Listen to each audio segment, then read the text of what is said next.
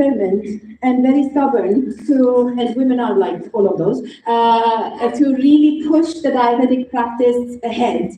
After educating physicians, medical directors, hospitals, even ministers, eventually the dietetic practice really improved. So I'm just saying that I see a lot of passion and excitement in all of you, and don't underestimate your powers. Just keep on pushing the limits of nutrition practice, educating the physicians, the medical directors, the patients, and eventually the practice will improve. Because I met yesterday the leaders of your dietetic practice, and they're just wonderful. And if you have them with you, then you're in safe hands. With no further ado, I will start with my lecture. But before I start my lecture, I want to get you to do something else. Let me see, where is the IS?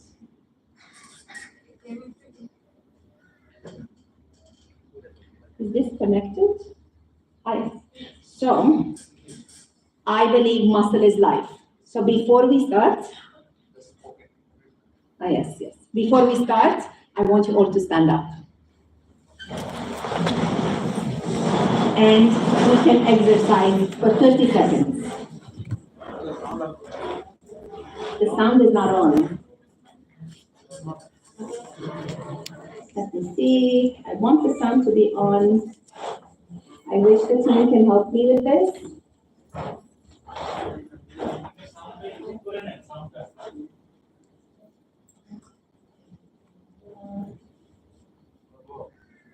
Not for me, it's from here. Yeah.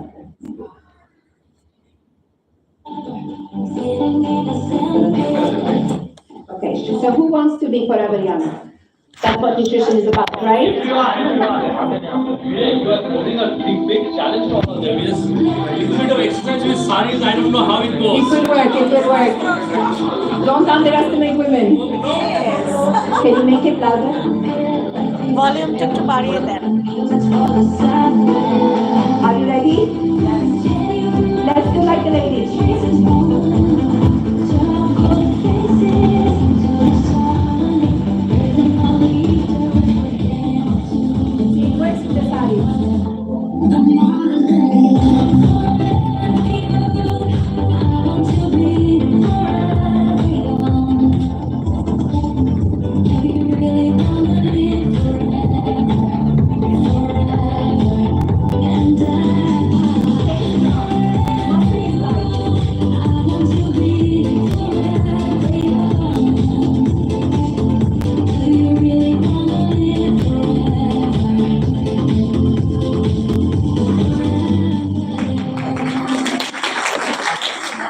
Don't underestimate the strength of muscle. Muscle is life. And that is why I want to take you on why malnutrition is important. We need to tackle malnutrition because muscle is life in every aspect and in every life stage. And the role of a nutritionist, a dietitian in a hospital is to make sure that you maintain that muscle. Because right now, you have the luxury to exercise. You have the luxury to stand up. You have the luxury to move your muscles. Patients don't have that. And that is how you maintain muscle. And more we're understanding that muscle is not just a static organ that keeps us moving. It's an organ that produces a lot of electrolytes, a lot of hormones, a lot of markers that actually helps our body become healthy. So our look to muscle is changing. It is not anymore just something that keeps us moving. It actually makes us healthier, okay? And with a critically ill patient, if they lose their muscle, it is very difficult to bring it back. When they're sick, when they have catabolism, when they're not eating well, their whole body is working against them, okay? So it is best to start with early, aggressive nutrition therapy as soon as possible when the patient needs you, okay? And that you should never underestimate. You have an important role in your hands, and the patient's nutritional status will change how long they will stay in the hospital, how quickly they will respond to the medication and the therapy, and how fast they will recover and leave the hospital and go back to their life. So your role is not a secondary role in the hospital. Your role is as important as the physician and the nurse. If you believe that, you can make sure that everybody else believes in it. Thank you very much. Okay? And this is the main idea that I want you to remember after this talk. If you don't remember anything else from what I said today, what I will say, and if you remember this, that's good enough. I put my email and Instagram and LinkedIn accounts. If you want, you can scan the QR code. Yesterday, the QR code of the Instagram was not working. I don't know why, but you can, I think if you write Mirrey, M-I-R-E-Y, and then Kara, K-A-R-A, you can connect with me. And then there's LinkedIn. I will be posting a lot of educational content there, and you can follow me, and this won't be the last time we communicate. Okay, and I was also telling the head dietitians that later on, if you have questions on special cases that you have, feel free to email me and contact me. I might have a little bit delay in responding because of time differences, but I will make sure that I do respond. So, clinical dietetics and clinical nutrition is a human right. Let me see, I had a pointer. Yes, good. Let's see if it works. Oh, yeah. I don't like to stand here behind. Yeah. So it is a human right, and this came out in 2021, which is why, you know, the ones that, whoever is working with JCI accreditation knows that nutritional screening and nutrition assessment, it is obligatory. But now it was only within some accrediting bodies that they made this obligatory. But now that nutrition is declared as a human right, a lot can go with it, including later on if, and this is kind of like a side note, and again, I relate because originally I am from Lebanon. Our artificial nutrition in the ICU was also not covered and patients had to pay out of pocket. But then, because nutrition is a human right, we took this to the doctors, medical doctors, and then the Minister of Health. And later on, after a lot of years and a lot of persistence, I must say, eventually we reached to a point that the ICU artificial nutrition is covered by the government. So the patient doesn't have to pay out of pocket, because we said this is the only nutritional source for them. It is not something luxury that they're taking. It is an essential. Okay? So remember these stuff that they can help you in advocating for your case.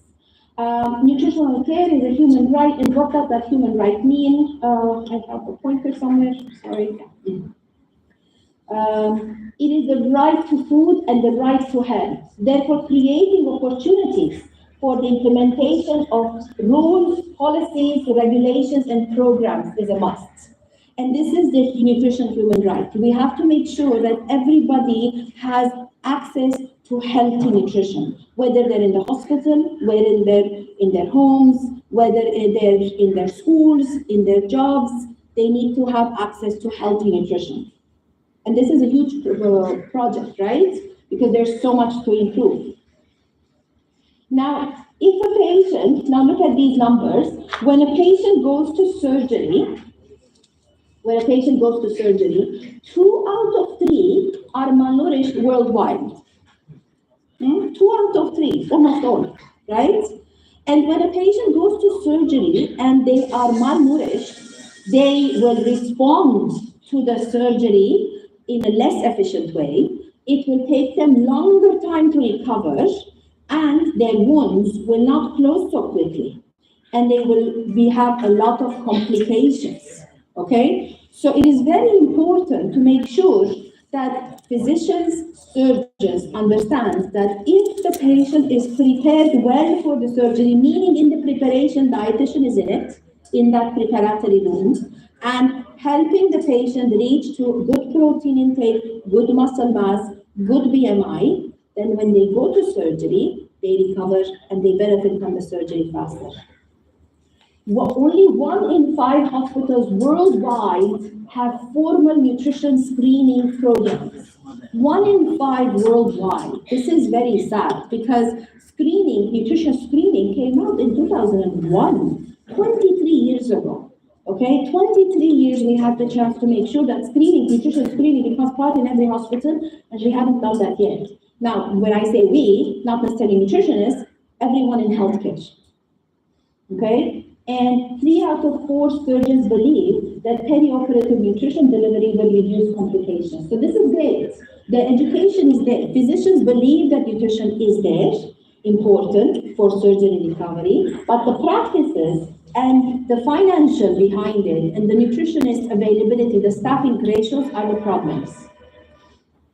So I also want to say this for you to understand that it is not in Bangladesh only. There's a problem worldwide.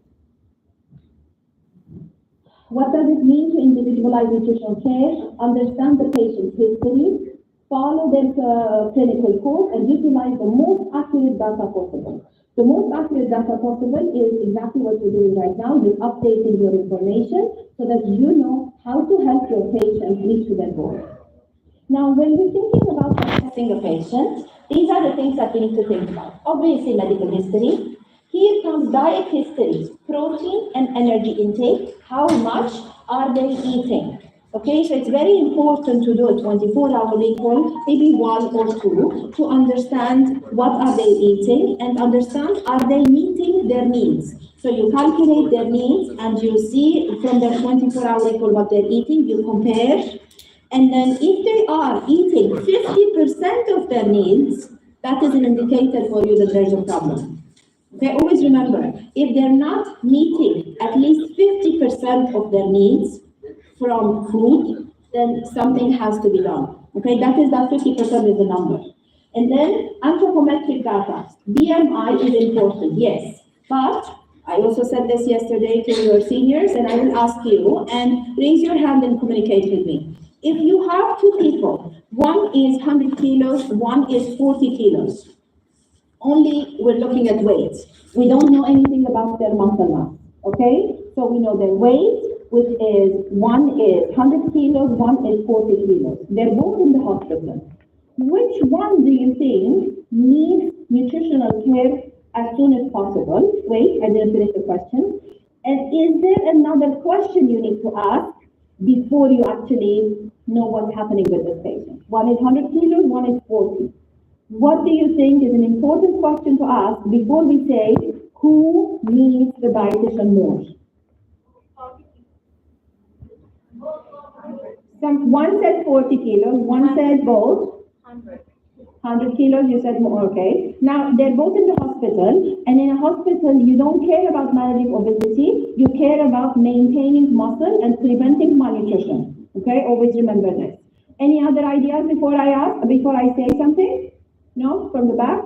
If you're in the back, doesn't mean you've forgotten. You're part of this team. Okay, so we cannot know who needs us more before we check what is their muscle status. So one is 100 kilos, one is 40 kilos. If we ask the magic question, have you lost weight involuntarily? Involuntarily, meaning they haven't planned to lose weight, but they have been losing weight. Yes? Second, have you been eating from your meal at least 50% or no? Okay, have you been losing weight? And have you been able to eat at least 50% or no? Very quick questions, right? It takes 30 seconds to get the answer. And then the 40 kilos says, I've always been in this weight for the past 20 years. I'm very happy with my weight. I exercise, I live a very healthy life, and I have no problems. The 100 kilo tells you that in the past 3 months, that she's very happy because finally she's losing weight without effort. She doesn't know why, but she keeps on eating and losing weight, and she's so happy that this is happening. And you ask how much, she says she's lost 20 kilos in 3 months. Now, who needs you more, the 100 kilo or the 40 kilo? The 100 kilo. It might be that there is a diabetes that has come out and they don't know about. Worse, there is even cancer has started. Some kind of a disease has started that there is a problem that this person is losing weight without effort. Now, if this 100 kilo comes and says they've been dieting and exercising and losing the 20 kilos, no problem. They don't need you also. Okay? But this one So see, don't look into weight as an indicator to tell you who is at risk of malnutrition. Two magic questions. Have you lost weight involuntarily without any effort? And have you been able to eat at least 50% of your meal? Okay? Next question comes, if we can, this goes into assessment, so that's more screening. In the assessment, you actually have to check what is their muscle mass. Okay? And with muscle mass, we have a lot of tools like the bioimpedance, where with electrical current you can understand muscle and fat. But I understand that that's an expensive tool and it's not easy to take to all your patients. So what I suggest is the hand grip strength, and I will show you in a few minutes in a picture. Just keep in your mind hand grip strength, hand grip strength, hand grip strength, and I'll come back to it in a minute, okay? Other things that we need to look at is biochemical nutritional status, meaning the blood values, and I have a case later on. I will show you how to look into the blood values. Gastrointestinal abnormalities, if this person is having a lot of diarrhea, nausea, vomiting, these also are important to understand. Nutritional supplements, mineral use, if they're taking any herbal drinks, information about their current treatment, and then later on, after all of this, then you can actually decide what to do with the patient. Now, if you are not doing this often, it might take you 45 minutes, but if you're trained, it will take you 10 minutes, because you can quickly look into the blood test and the medical file and understand where to look and what to do. But it needs training. Now, I'm going to skip this for a minute. I'll come back to it. I want to keep this after the break because it needs a little bit of effort. So, sorry. So these are the two questions that I said earlier. Have you been losing weight involuntarily, and have you been eating 50% of your food? If not, then you can identify the person as in risk of malnutrition, and you can say that a dietitian should be doing a thorough assessment of the patient. Another way of looking is NRS. NRS came out in 2002. The other one came out more recently.